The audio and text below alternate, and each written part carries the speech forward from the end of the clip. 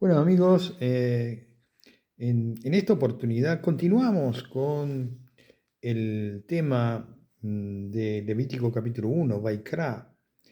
Habíamos visto anteriormente que significaba y llamó, pero con aquellos que han seguido el programa saben que también estos estudios que estamos haciendo estamos relacionándolo con el Targum. Lo he explicado en otros estudios, pero voy a volverlo a repetir quien sintoniza ahora. El Targum es lo que se conoce como la Biblia aramaica de la época, ya que en tiempo de Yeshua se había perdido, al estar mucho tiempo en Babilonia, habían perdido mucho el sentido de la interpretación en hebreo. A punto que en tiempo de Jesús, de Jesucristo, de Yeshua, se hablaba tanto el hebreo como el arameo. El arameo era de uso común. En Galilea se usaba el arameo galilaico. Entonces, cuando se estaba en una sinagoga, se leía la Torá en hebreo, pero también en arameo, porque si había personas que no conocían o no lo recordaban o no lo sabían, pudieran entenderlo. Esto es como si, supongamos, un argentino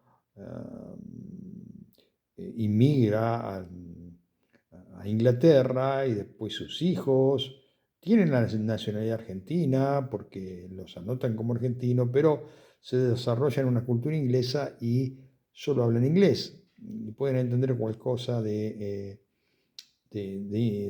español si es que hablan en su casa. Imagínense cuánto tiempo estuvieron en Babilonia, mucho, pero mucho tiempo, el cual habían muchos de ellos olvidado el hebreo y por eso se hablaba el arameo. Tornemos al discurso. Entonces de ahí viene lo que se conoce Targum o Targumín. Hoy vamos a leer el Targumín de Levítico 1. Este es el Targumín o Targum de Neofiti y está también hay varios Targum, ¿no? Y algunos de ellos que se encontraron también relacionados en el Qumran, se encontraron también pedazos de la Torá de Levítico, Levítico Targum. ¿Qué quiero decir con esto? Que hubo algunas variaciones no en las escrituras, por ejemplo, el Targum, si bien significa traducción, también es que le dieron los rabinos cierta interpretación, como si fuera una paráfrasis. Es interesante ver que, por ejemplo, en este estudio vamos a recordar que habíamos comenzado con que Levíticos se escribe en la Torá Vaikra, Vayikra, que significa y llamó. Así comienza el versículo 1. Pero sin embargo, en el Targum comienza de esta forma, obviamente de una manera más explicativa. Solamente el primer versículo es mucho más amplio y con más detalles, podríamos decir. Y cuando hubo terminado Moisés de erigir la tienda y la hubo ungido y consagrado con todos sus utensilios, lo mismo que al altar de todos sus utensilios, Moisés pensó en su corazón y dijo: no subí al monte Sinaí, cuya santificación fue santificación de un momento y cuya unción fue unción de un momento, hasta que se habló conmigo de delante del Eterno. Justo es, pues, que no entremos en la tienda de reunión, cuya santificación es santificación eterna y cuya unción o consagración es eterna. Unción, consagración eterna, santificación eterna, hasta que hable conmigo de delante de Yahvé. Entonces el Verbo llamó a Moisés y habló Yahvé con él desde la tienda de reunión diciendo: habla a los hijos de Israel y diles. Podemos ver que todo esto es larguísimo comparado con el versículo 1 de lo que nos muestra la Biblia común. El Targum trata de ser más explicativo, pero quería ir a esto de la santificación eterna. Y en este estudio que tenemos hoy, Vaikra o Vayikra, como se pronuncia, y llamó, Acá vemos que mucho más adelante aparece y llamó Yahvé, o el Señor, o el Eterno, según la traducción, como lo diga. Pero es interesante que él había hecho la tienda de reunión y había estado por un momento la presencia divina con él y la unción con él. Pero aquí vemos que él, hasta que no lo llama, él no quiere entrar a ese lugar donde dice, y en la tienda de reunión cuya santificación es una santificación eterna y cuya consagración es una unción eterna hasta que hable conmigo delante de Yahvé. Entonces el verbo llamó a Moisés. Es interesante, quiero ir a este tema. El temor de Dios. Hoy en estos tiempos falta temor de Dios. Uno a veces escucha por ahí, Dios me dijo, Dios esto, Dios el otro. Sin embargo, Moisés, este hombre, este varón de Dios, tuvo el temor de no entrar así nomás en la presencia divina sin la autorización del Eterno. Estamos hablando de que todas estas cosas eran figura de lo porvenir, dice el apóstol Pablo. Ahora bien, él tuvo una unción momentánea, por lo que dice aquí, pero entrar en el tabernáculo era la unción eterna y la santificación eterna. Según nos muestra el Nuevo Testamento, Yeshua es el tabernáculo de Dios, donde habita la santificación, la unción completa, donde esa santificación y unción completa es la plenitud, como dice Colosenses 2:9, en él habita la plenitud de la deidad. Entonces, vemos esta hermosa enseñanza que nos muestra que Moisés espera ser llamado para poder entrar en la presencia divina, en esa presencia en eterno. Hoy, después de 2000 años, recordamos aquel maravilloso hecho, el cual se manifestó en la tierra, como dice Juan, lo que vieron nuestros ojos, los que palparon nuestras manos, tocante al verbo de vida, así como lo dice aquí el Targum. El verbo llamó a Moisés. De la misma manera que el verbo llamó a los apóstoles, llamó a los discípulos y te está llamando a ti en esta hora.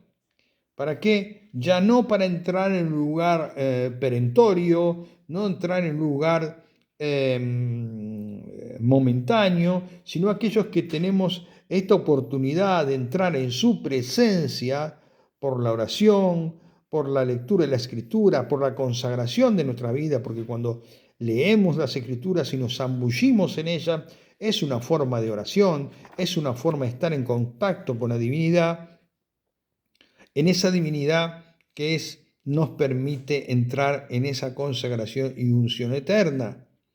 No estamos hablando de que somos mejores ni peores, estamos hablando que nos podemos zambullir en ese bautismo espiritual en cual Dios quiere que lleguemos. Interesante ver que Moisés se manejó siempre con mucho respeto, con mucho temor de Dios, y era un hombre muy humilde, que no era, incluso no era muy hábil en palabras, por eso usaba a Aarón, para que Aarón pudiera expresar al pueblo lo que Dios le hablaba. Mucha enseñanza aquí, podemos ver de que para ser un verdadero hombre de Dios debemos medir nuestras palabras, debemos entrar en esa unción eterna, la cual nos habla aquí el Creador a través del Targum.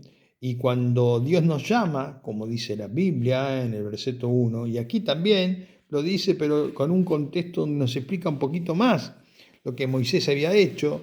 Muchas veces podemos hacer muchas obras buenas e interesantes y agradables delante del Eterno, pero si Dios no nos llama a un ministerio o no entendemos a qué nos llamó. Le pongo un ejemplo.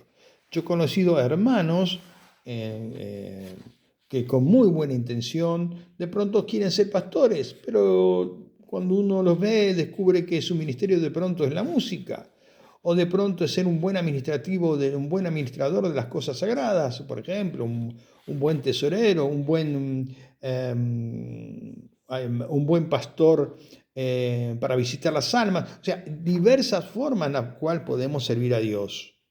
Pero a la volta nos equivocamos y tomamos, podríamos decir, posiciones de las cuales no nos es permitido o no nos es llamado. Hemos visto en el Antiguo Testamento que algunos hicieron cosas y se metieron a hacer cosas que no debían y fue profanado al ministerio al cual ellos fueron llamados. Aquí vemos que el propio Moisés no se atrevió a entrar hasta que no fue llamado. Entonces, tengamos discernimiento a que fuimos llamados. Todos tenemos un llamamiento, absolutamente todos. Como dice el apóstol Pablo, somos un cuerpo, pero no todos tenemos el mismo llamamiento. No todos son pastores, no todos son profetas, no todos pueden servir en el servicio de las mesas a la viuda, como decía el apóstol en las Escrituras. No todos tienen el mismo llamamiento.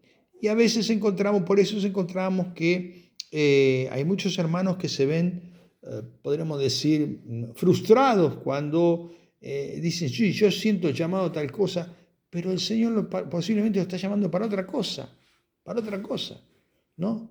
Por ejemplo, pienso que adorar a Dios debe ser lo más maravilloso porque aquellos que adoran al Señor como David pastorean ya en sí con la adoración, con la alabanza. Hablamos de una verdadera adoración. Yo soy muy estricto en este tema. A mí no me gustan estos circos o que se hacen muchas veces que parece más un concierto mundano que algo que ver con la verdadera adoración que tenía la iglesia primitiva o que tenía el pueblo de Israel, como lo hizo David a través de sus salmos. Realmente canciones espirituales. Un hombre espiritual hace canciones espirituales y se mueve en un contexto espiritual. Entonces, el tema de hoy, ¿a qué te llamó el Señor? Seguramente todos somos llamados para algo. Pídele a Dios en esta hora que te revele el llamamiento que Dios te dio. Pídele a Dios que te lo manifieste claramente y seguramente te lo mostrará. Pero no tratemos de codiciar, como dice, guardemos los 10 mandamientos. Dice, no codiciarás. Y a veces hay hermanos que están codiciando, si no veo la hora de ser el pastor, no veo de suplantarlo. Sé que esto sucede en las iglesias. Lo hemos visto, lo hemos experimentado y no funciona de esta forma. El que quiera ser más grande es el más chico. Otra cosa que se llega a confundir es no tener la humildad para ejercer lo que Dios te llama. Cuando Dios te llama como un ministro, cualquiera que sea, evangelista, pastor, profeta, cualquiera sea el servicio, la palabra servicio es la que más me gusta a mí en lo personal, siempre hagámoslo con humildad. Muchas veces he escuchado decir, porque usted es pastor, usted debe soportar esto, debe soportar el otro. Todos, absolutamente todos debemos de estar mirando a nuestro hermano de un escalón más bajo con humildad. La historia nos muestra que la soberbia no conduce a ninguna parte. Si tú quieres ser bendecido, aprende de Moisés. La Biblia dice que Moisés era un hombre humilde y no había hombre más humilde que él. Por eso, cuando aún haber erigido la tienda, haber hecho todo, Moisés esperó ser llamado. No se adelantó a los tiempos de Dios. No nos adelantemos a los tiempos de Dios. Los tiempos de Dios no son nuestros tiempos. Y ahora vamos a la vida práctica. No nos adelantemos a los tiempos de Dios en los que Dios nos quiere dar o en lo que Dios no nos quiere dar. Cualquiera sea el motivo en el cual Dios te está hablando en esta hora, cualquiera sea tu actividad, en tu trabajo, en tu familia, en tu hogar, Dios tiene los tiempos para cada cosa. Espera que Dios te llame. Espera que Dios te lo muestre claramente. No te adelantes a sus tiempos. Los tiempos de Dios son muy distintos a los nuestros. Y qué hermoso es cuando se da en los tiempos de Dios poder entrar en ese tabernáculo de santidad eterna, que es poder gozar de la presencia de Dios, poder gozar de una forma maravillosa. Dice aquí, donde está la unción eterna, donde está la consagración eterna, donde está la santificación eterna. ¿Dónde la podemos encontrar? En Jesucristo el Señor, en Yeshua el Mesías. Tómate de la mano, síguelo, no importa de qué denominación eres. Yo no soy un predicador de denominaciones, no creo en las denominaciones, no creo que cuando pasemos del otro lado del río, estemos allí, el Señor nos diga, porque tú eres católico, bueno, viene qua, o porque tú eres evangélico, viene qui, eres salvo. No, yo creo en aquellos que verdaderamente han seguido a Jesús, a Yeshua el Mesías, y han seguido y guardado sus mandamientos. El que ama a su prójimo como a sí mismo y el que ama a Dios sobre todas las cosas. Entonces, creo en eso, creo en aquello que habló el Señor.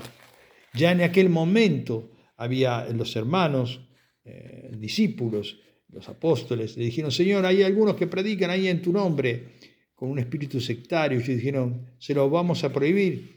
Y el propio Yeshua dice, no se lo prohíbas, porque el que no es contra nosotros, por nosotros es. O sea que el Señor no tiene un espíritu sectario. Obviamente que cada uno con la luz que Dios le da, con la luz que Dios le da. Y la luz que Dios nos da en este momento es que no hagamos nada apresurado, que tratemos de hacer todo en su tiempo, que entreguemos la ansiedad, toda nuestra ansiedad al Señor, como dice la Biblia, y esperemos su llamado. Bueno, en esta mañana hermosa que Dios nos regala, que continuamos con este tema de Vaikra, y llamó, que el Señor, oro a Dios, te bendiga con este llamamiento y puedas sintonizar espiritualmente lo que Dios te quiere decir en todas las áreas de tu vida, no solamente en los ministerios dentro de la iglesia, sino en las actividades fuera de la iglesia, en tu casa, en todas las cosas. Espera que Dios te muestre claramente. Pídele. El Señor nos habla muchas veces y en el silencio nos habla, también nos está dando una respuesta.